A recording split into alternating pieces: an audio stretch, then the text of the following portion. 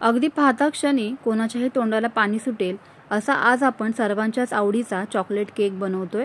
केकला टेक्स्चर तर पहा काय मस्त असं आलेलं आहे। जाळीदार आणि मऊ लुसलुशीत असा हा केक आजचा बनवून तयार झालेला आहे। बनवायला खूप सोपा आहे। अगदी 10 ते 15 मिनिटांमध्येच हा केक बनून तयार होतो। अगदीच विकतच्या सारखा हा केक घरच्या घरीच बनून तयार होतो।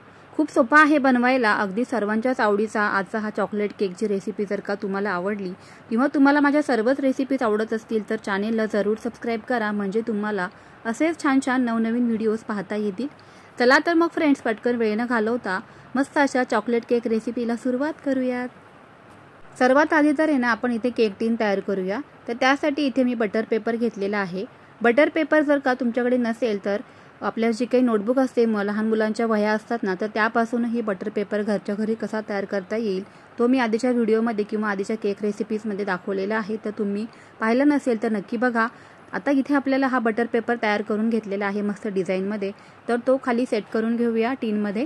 केक तयार करण्याच्या अगोदर आहे ना या छोटे छोटे कामं अगोदर करून ठेवले ना तर नंतर मग केक बेक करायला घाई होत नाही। आता इथे आपला केक टीन तर तयार झालेला आहे, तर तो थोड्या वेळ करता बाजूला ठेवूया।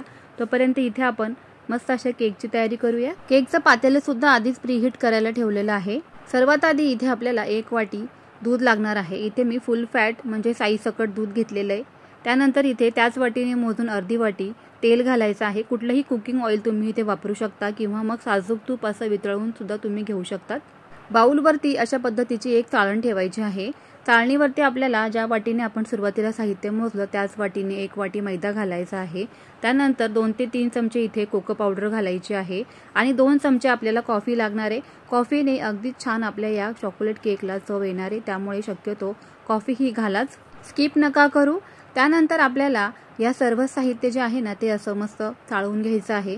असं केल्यामुळे काय होणार आहे की या पिठामध्ये मस्त अशी हवा भरली जाते आणि केक छान जाळीदार बनून तयार होतो।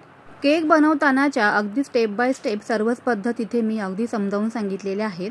असं हे पीठ चाळून घेण्याची जी काही पद्धत आहे ना तर ती स्किप करायची नाही, जेणेकरून आपला इथे जो काही केक आहे ना तो मस्त असा फुलतो देखील।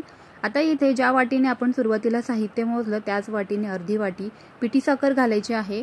तुम्ही जर का खूप जास्त गोड खात असाल तर इथे साखरेचं प्रमाण वाढवायचं आहे, पण एवढ्या साखरेच्या प्रमाणामध्ये किंवा पिठी साखरेच्या प्रमाणामध्ये अगदी बऱ्यापैकी केक गोड होतो।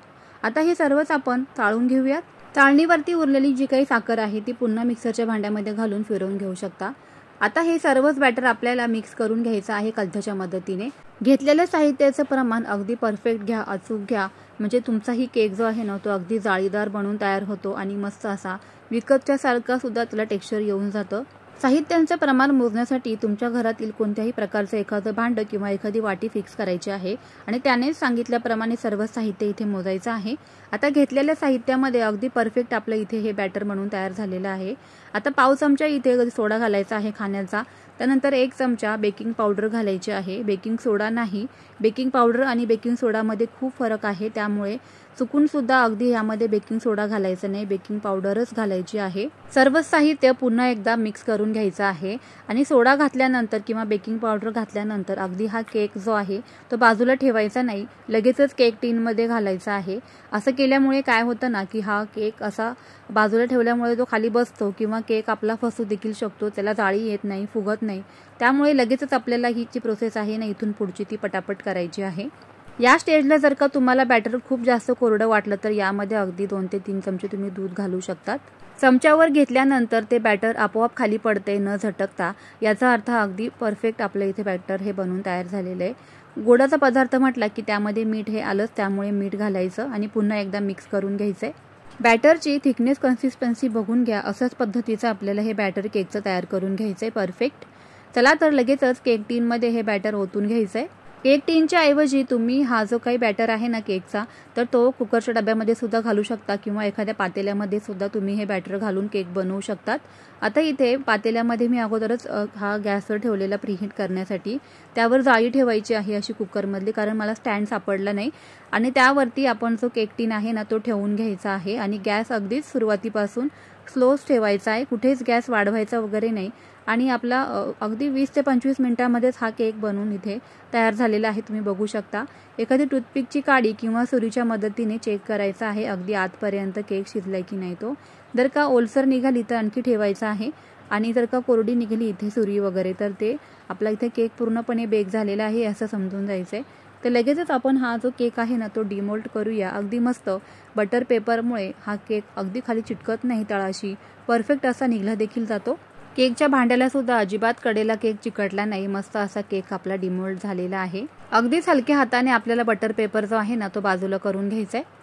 एकच वाटी मैद्यामध्ये तुम्ही इथे पाहू शकताय किती मस्त आणि भरपूर आता केक इथे बनवून तयार झालेला आहे.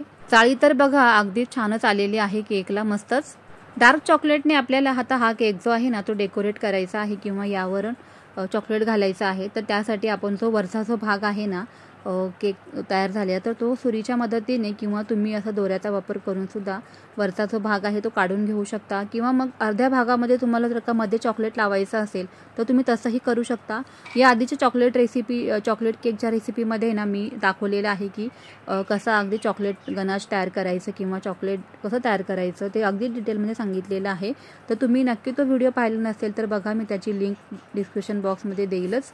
केक बेक झाल्यामुळे वरचा जो काही भाग आपला इथे फुटलेला आहे किंवा तुटलेला आहे ना तर ते तुम्ही काढून घेऊ शकता सुरीच्या मदतीने, कारण मग तुम्हाला छान तो डेकोरेट करता येईल. आता इथे मी डार्क चॉकलेट कंपाऊंड घेतलेलं आहे. ते अगदी बाजारात सहज मिळतं. कुठल्याही ब्रँडचं तुम्ही इथे वापरू शकता, पण शक्यतो चांगल्या ब्रँडचंच वापरा. मध्ये लावायचं आहे किंवा वरती लावायचं आहे तेवढ्या अंदाजाने तुम्ही हे चॉकलेट कंपाऊंड मेल्ट करून घ्यायचं आहे. मी फक्त वरच्या बाजूनेच लावणार आहे, त्यामुळे इथे मी हा जो काही कंपाऊंडचा पावभाग जो आहे तो मी काढून घेतलेला आहे पूर्णपणे. डार्क चॉकलेटमुळे ना अतिशय उत्तम चवीचा अगदी बाजारात मिळतो तसाच आपला केक बनवून तयार होणार आहे. थोडंसं यामध्ये दूध घालायचं आणि 1 चमचा तूपही घालायचं आहे. बाउल किंवा वाटी ज्यामध्ये तुम्ही हे चॉकलेट मेल्ट करणार ना तर ते पूर्णपणे पाण्यात बुडलं पाहिजे असंच आपल्याला इथे भांडं घ्यायचं आहे. पाण्यात बुडल्यामुळे गरम पाण्याच्या वाफेने हे चॉकलेट अगदी पटकन मेल्ट होतं आणि खाली लागतही नाही, करपत नाही.